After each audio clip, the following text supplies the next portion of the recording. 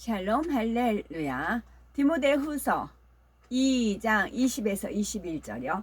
큰 집에는 금그릇과 은그릇뿐 아니라 나무그릇과 질그릇도 있어 귀하게 쓰는 것도 있고 천하게 쓰는 것도 있나니 그러므로 누구든지 이런 것에서 자기를 깨끗하게 하면 귀히 쓰는 그릇이 되어 거룩하고 주인의 쓰심에 합당하며 모든 선한 일에 준비함이 되리라. 아멘. 제목은 준비된 자입니다. 하나님 나라에는 항상 일꾼이 필요하지요.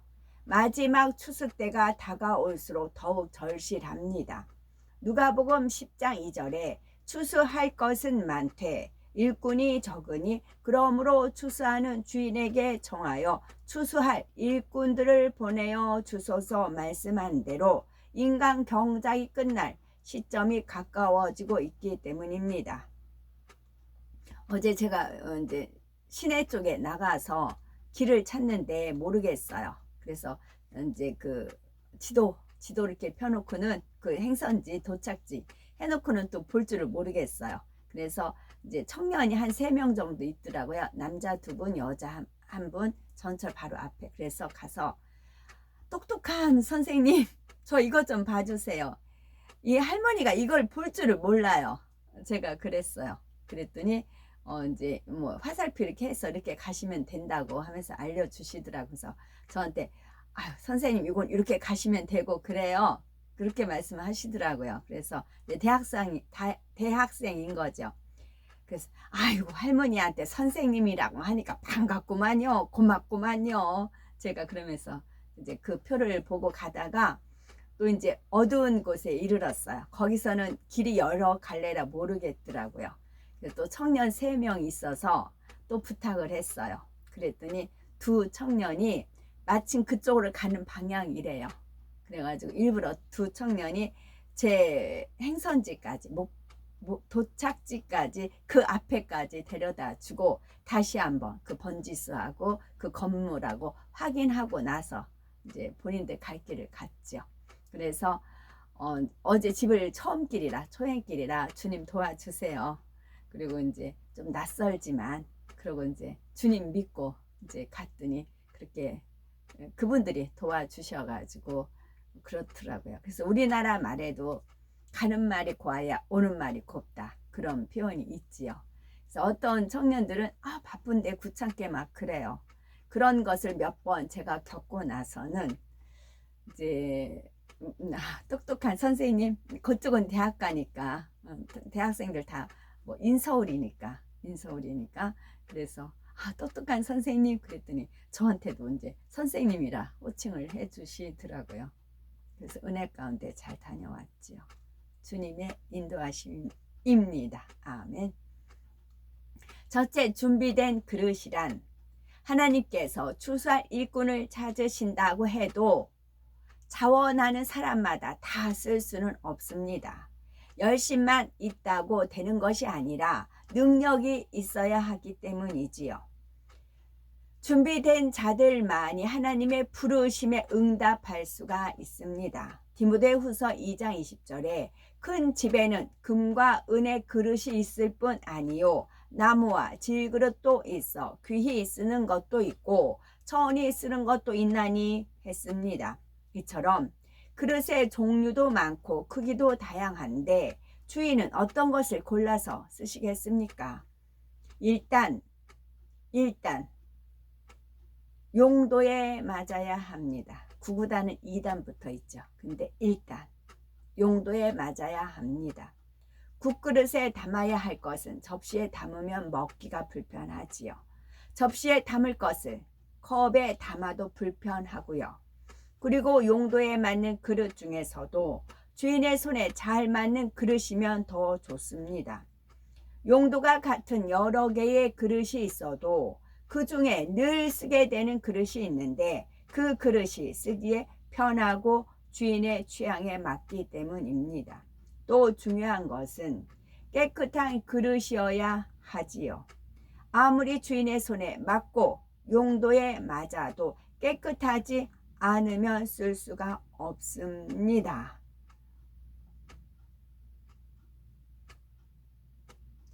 이런 조건들은 영적으로도 동일합니다. 옛날에는 그 석유 난로를 많이 썼어요. 제가 초등학교 들어가기 직전 뭐 그럴 때 석유 난로를 많이 썼어요. 근데 석유를 사갖고 오고 뭐 넣고 그랬죠. 그러다 보면 밥을 하는데 이게 잘못해서 이게 석유가 좀 들어갔나 봐요. 손을 제가 한 게 아니고 저는 그래서 밥이 이렇게 먹으면 석유 냄새가 나요. 그럼 어떻게 해요? 그 밥 못 먹어요. 석유 한 방울만 들어가도 못 먹어요. 더러워지는 겁니다.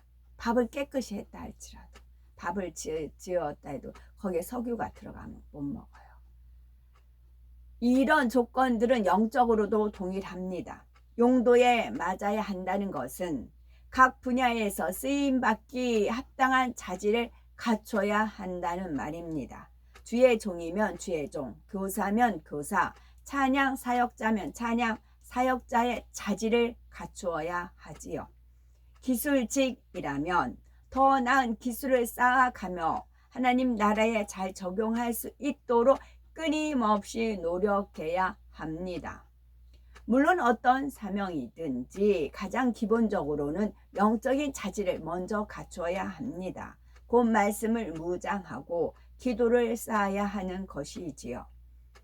다음으로 주인의 손에 맞는다는 것은 순종하는 것을 말합니다. 아무리 달란트가 뛰어나고 능력이 있어도 순종하지 않으면 쓰임받지 못합니다. 하나님의 뜻은 동으로 가는 것인데 자기 뜻대로 서쪽으로 가고 있다면 하나님의 일이 이루어질 수 없기 때문입니다. 그래서 그 예를 제가 하나님께서 떠올려 주셔서 들은 적이 있어요. 치치포포 기찻길, 전철길도 그렇더라고요. 사방에서 모아서 하나로 이렇게 쭉 가는 경우 있고 또 이렇게 한 길로 가다가 흩어지는 경우 있고 그 철로가 그러더라고요. 각기 철로가 쭉 놔져 있어요. 각자 차가 와요. 근데 그 철로가 딱 하나예요. 그리고 어느 땐 철로가 가다가 갈라지더라고요. 그런 식으로 각자 왔다도 철 하나로 가야 돼요. 주님만이 길이요 진리요 생명입니다. 근데 같이 오는 듯 하면서 삐져나가요. 자기 하나님 뜻에 도저히 순종하자니 자기가 손해볼 것 같고 희생할 것 같으니까 싫어요. 그래서 자기 뜻대로 가는 경우, 자기끼리끼리 또 뭉치는 경우 있고 그래요. 하나님은 변함이 없으십니다. 마지막으로 준비된 그릇의 가장 중요한 자격은 깨끗한 그릇이어야 한다는 것입니다. 깨끗한 그릇이라는 것은 마음의 악을 버리고 성결된 사람을 말합니다. 물론 귀향이면 많이 담아지는 큰 그릇이 좋고 귀한 금 그릇이면 더 좋습니다. 그러나 아무리 귀하고 큰 그릇이라도 씻지 않아서 더러운 그릇이라면 쓸 수가 없습니다. 성결되어서 깨끗한 그릇이 되는 만큼 사명 감당할 능력도 더 받을 수가 있고 순종도 더 온전히 할 수가 있습니다.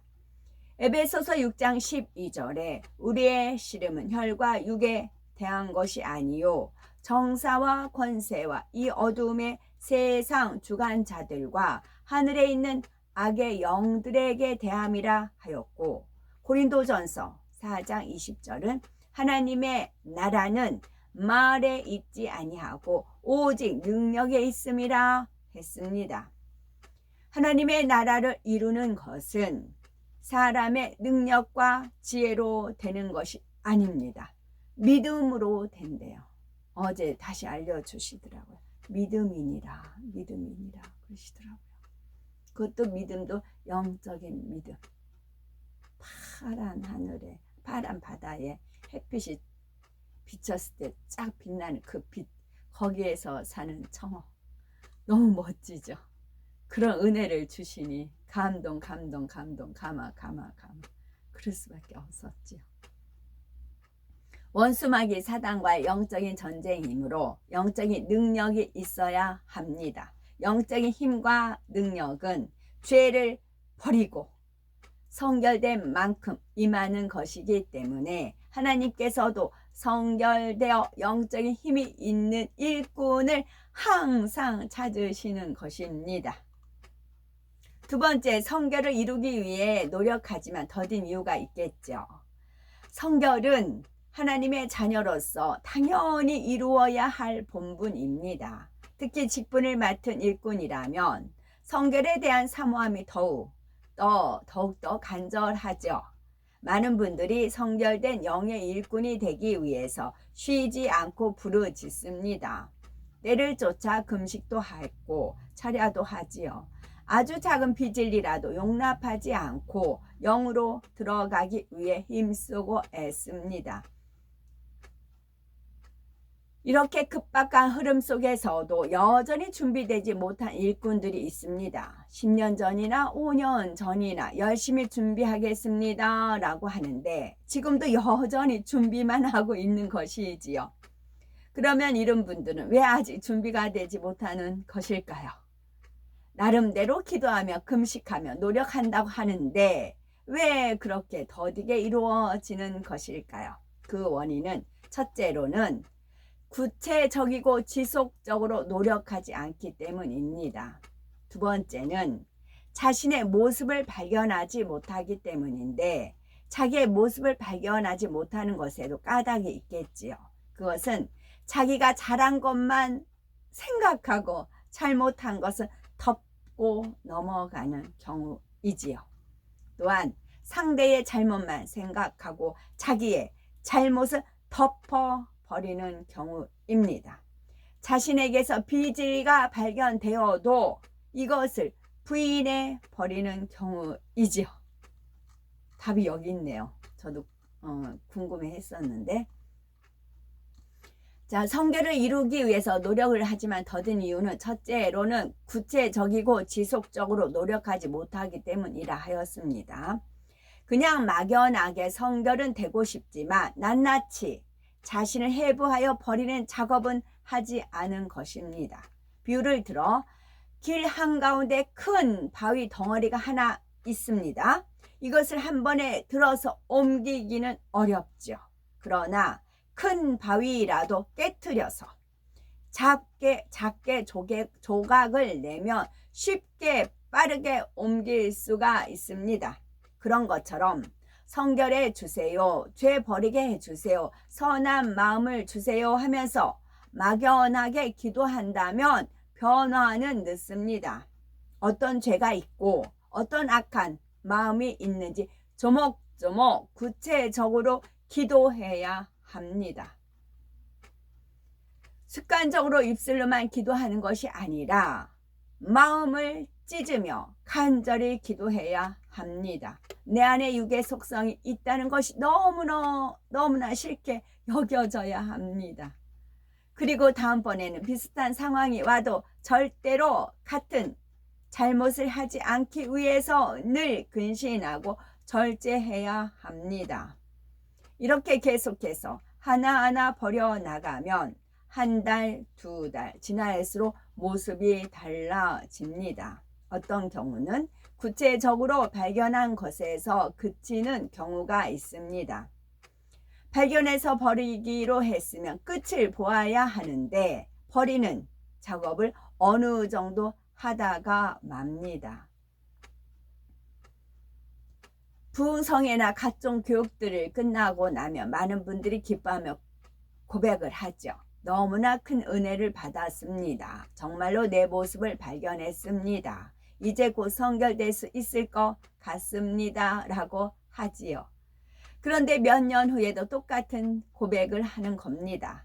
이전에 발견한 것을 아직 버리지 못했다는 말이지요. 물론 모르고 있던 자신의 비질을 발견한 것도 큰 은혜를 받은 것입니다. 더 나아가 왜 그런 비진리가 자기 안에 심어졌는지 성령께서 과거의 일들을 떠올려 주시며 깨닫게 해 주실 때도 있지요. 이렇게 은혜 받아 영적인 깨우침이 올 때나 또 그것을 회개할 때는 성령이 충만해집니다.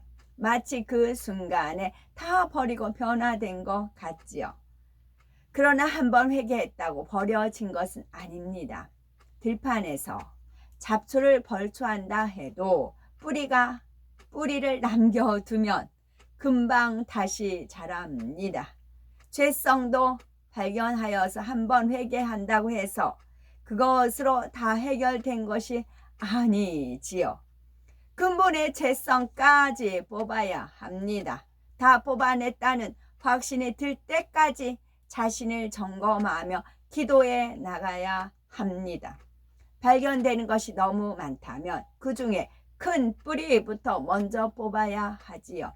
큰 뿌리가 뽑힐 때 많은 잔뿌리도 함께 뽑혀 나가지요. 자기 안에 가장 크고 버리기 어려운 것 몇 가지만 집중적으로 버리면 됩니다. 그러면 나머지는 쉽게 버려 나갈 수가 있습니다. 이처럼 구체적이고 지속적인 노력이 없으면 점차 신앙이 정체되기 쉽습니다. 늘 준비하려고만 할 뿐 막상 준비된 자로서 세워질 수가 없지요. 그럴수록 앞서가는 영의 사람들과 격차가 점점 더 많이 벌어집니다. 자신보다 나중된 사람들이 먼저 되는 것을 볼 때 부끄럽고 낙심하기도 합니다. 하지만 이제라도 늦지 않았습니다. 육을 버리려고만 하는 것이 아니라 실제로 버려야 되겠고, 그릇을 준비하려고만 하는 것이 아니라 준비된 자가 되어야 되는 것이지요. 둘째로는 자신의 모습을 발견하지 못하기 때문입니다. 앞서 설명한 경우는 자기 안에 있는 비진리를 발견하여 버리는 행함이 더딘 것이지만, 이런 경우는 자신에게 어떤 비진리가 있는지 잘 깨닫지 못하는 것입니다. 때로는 비진리의 마음을 진리로 포장하여 스스로도 쏟고 있는 경우가 있습니다. 자기의 의와 자기의 틀을 깨지 못하므로 자신의 모습이 잘 보이지를 않는 것입니다. 그 중에 3가지가 있어요. 첫째는 자기가 잘한 것만 생각하고 잘못한 것은 덮고 넘어가는 경우이지요. 어떤 한 일꾼이 하나님의 나라를 위해서 뜨거운 열정으로 어떤 일을 했습니다. 그런데 그 과정에서 다른 사람을 불편하게 하고 화평을 깨는 일이 생겼지요. 내 고집이 있고 내 주장이 있기 때문에 상대가 부딪힐 원인을 만들어 준 것입니다. 이럴 때도 자기 틀과 의가 있으면 자신의 모습을 발견하지 못합니다. 나는 하나님의 나라를 위해서 일했으니까 내가 화평을 깨려고 한 것이 아니니까 라고 생각하는 것이죠. 그러나 정말 화평을 깨지 않으려는 마음이라면 자기가 더 옳다고 해도 상대의 마음에 맞추어 줍니다. 때론 자신이 손해를 본다 해도, 자기가 원하는 것을 하지 못한다 해도 상대가 말하는 것을 들어주지요. 더구나 질서상 윗사람이 지시하는 것이라면 당연히 순종해야 할 것입니다. 물론 죄를 범하라고 하면 순종할 수 없습니다. 비진리가 아니고 죄가 아니라면 먼저 상대의 입장을 배려해 주라는 것입니다. 내가 더 옳기 때문에 상대를 무시하는 것은 결코 화평을 깨도 좋다는 마음이지요. 또한 내가 너무나 이것이 하고 싶기 때문에 윗사람이 그러지 말라 해도 여전히 자기가 원하는 대로 하는 경우도 있습니다. 오히려 윗사람이 자신을 힘들게 한다고 합니다. 이것도 화평을 이루고자 하는 마음이 아닙니다. 화평을 떠나서 기본적인 질서조차 지키지 못하는 것입니다. 그러면서도 자신을 발견하지 못하는 사람은 여전히 변명만 합니다. 내가 화평을 깨려고 한 것이 아니다. 나는 정말 화평하고 싶지만 상대에게 맞춰줄 수 없다라고 합니다. 나는 정말 화평을 하고 싶지만 상대에게 맞춰줄 수 없다라고 합니다. 이는 진실한 태도가 아닙니다. 물론 머리로는 화평을 원한다고 생각합니다. 머리로는. 그러나 그 마음은 내가 원하는 대로 하기 위해서는 화평을 깨도 할 수 없다라는 마음이지요. 행함과 진실함으로 노력하는 것이 아니라 말과 혀로만 원하는 것이지요. 그런데도 나는 화평하려고 했다라고 스스로 좋게만 생각하므로 신속하게 성결을 이루지 못하는 것입니다. 두 번째, 상대의 잘못만 생각하고 자기의 잘못을 덮어버리는 경우입니다. 예를 들면 김 집사님이 어떤 잘못을 했는데 이 집사님이 그것을 사람들 앞에서 드러내어 민망하게 만들었습니다. 저도 어떤 분의 확연한 잘못이 있어요. 근데 그거를 본인이 덮었어요. 그거를 말하고 싶은데 말을 못해요. 왜? 그분이 강한 사람이라. 받아들이지 않기 때문에 말을 못해요. 그 문제가 안 된다 생각하겠지만 엄청난 문제가 되는 거거든요. 근데 그것을 본인이 덮어버려요. 그러니 다음 단계 못 가요. 거기에서 발목이 묶였어요. 덮어버렸기 때문에. 그러자 좋지 않은 감정을 갖게 되고 두 사람의 관계가 냉랭하게 되었습니다. 이때 누가 잘못한 것입니까?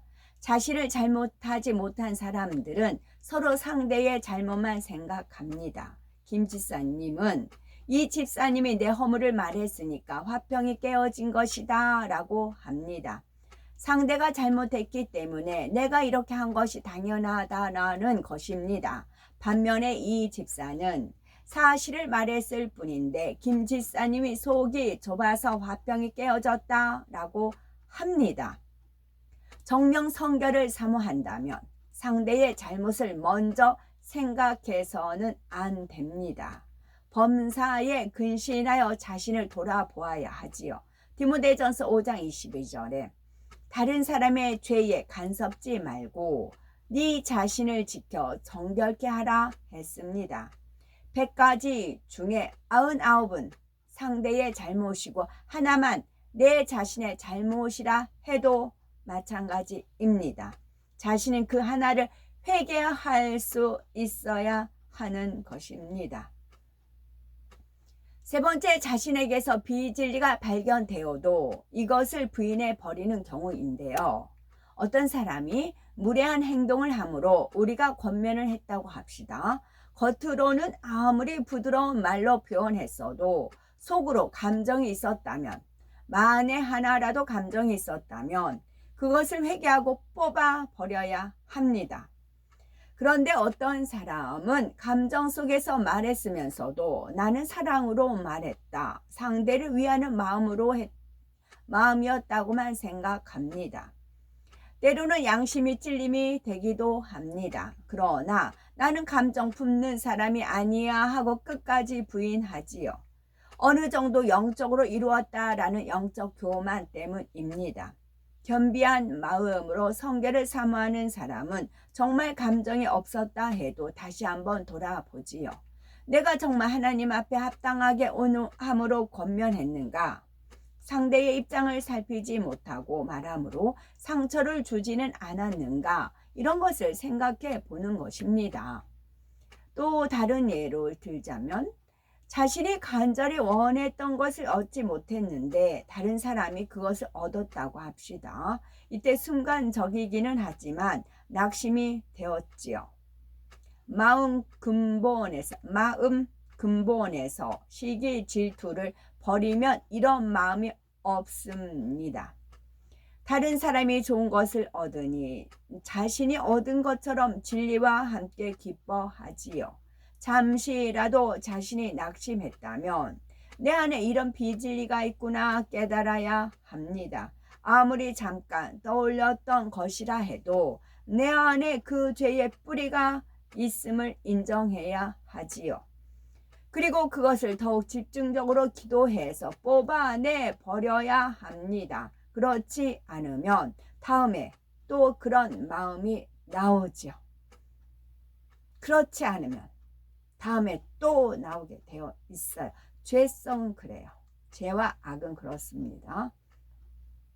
그런데 어떤 사람들은 얼른 그 마음을 돌이키고 나서 자기가 낙심한 것까지 부인해 버립니다.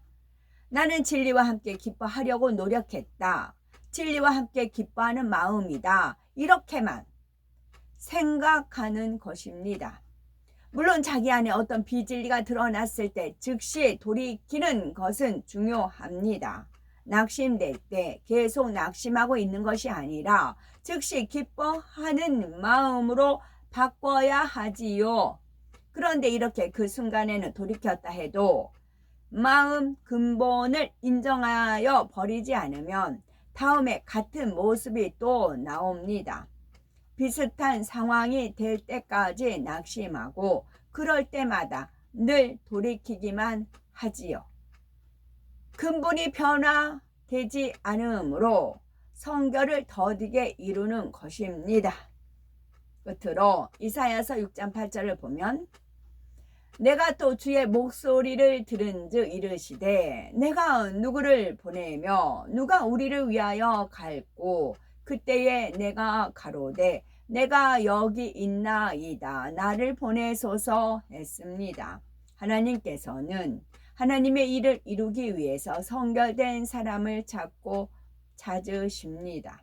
그런데 우리가 아무리 쓰임받고 싶어도 하나님께서 쓰실 수 없다면 얼마나 안타까운 일입니까? 그토록 많은 말씀을 들었고 신앙생활을 했는데 준비되지 않았다면 너무나 부끄러운 일입니다. 이제라도 늦지 않았습니다. 철저히 겸비한 자세로 자신을 발견할 수 있는 은혜를 사모하고 불같은 중심의 기도를 통해서 발견된 모든 비진리의 뿌리까지 뽑아내야 합니다. 그래서 하나님 나라에 귀하게 쓰임 받으시는 우리가 되셔야 되겠습니다. 주 예수 그리스도님은 살아 계신 분이에요. 오늘도 살아서 역사하시는 분이세요. 주 예수 그리스도님 주님은요. 어제 화면에 빛으로 문이 있었어요. 옆에 문고리가 있었고 또 문구멍, 열쇠구멍 있었고 빛이 있었고 이제 그 목회자님이 앞에 이제 말씀을 증거하시고 근데 그 빛에 분명히 화면이 빛이에요. 거기서 빛이 쫙 찬란하면서 어머 주님이 등장하시는 겁니다. 주님이 그 빛 속에서 주님이 막 이렇게 형상이 주님의 모습이에요. 주님이 왜 머리는 희기가 양털같이 하얗고 뭐 그런 표현이 있잖아. 그러니까 빛으로 오시니까 전부 하얀 거야. 근데 주님이 그 문에서 주님이 착 오시는 겁니다. 완전히 빛으로. 그래가지고 뭐 저는 감동이었죠. 그래서 이제 그 목회자님 있는 거를 이제 와서 카톡 그 부분만 저는 눈 감고 이렇게 그 빛 볼 때는 눈을 떴고 기도할 때는 눈 감고 기도하니까 목회자님이 이제 겸손한 모습을 저는 못 봤어요. 그래서 주님께서 한번 체크해봐라 해서 했는데 그래서 그 목회자님을 찍었는데 어머 거기에 그 노란색, 초록색 막 그게 얼룩덜룩게 된 게 있어. 오로라 빛같이 그 현상이 있어요. 그거는 마치 냇가에 가면 물장구인가요? 그게 막 이렇게 헤엄쳐 나가면 그 주변에 물살이 이렇게 생기는 거 있잖아요. 그와 같이 주님이 등장한 문이었기 때문에 그 형상이 이렇게 이제 되어 있는 게 있어요. 그래서 주님은 오늘도 살아서 역사하시는 아멘 주 예수의 오시옵소서 마라나타입니다. 아멘.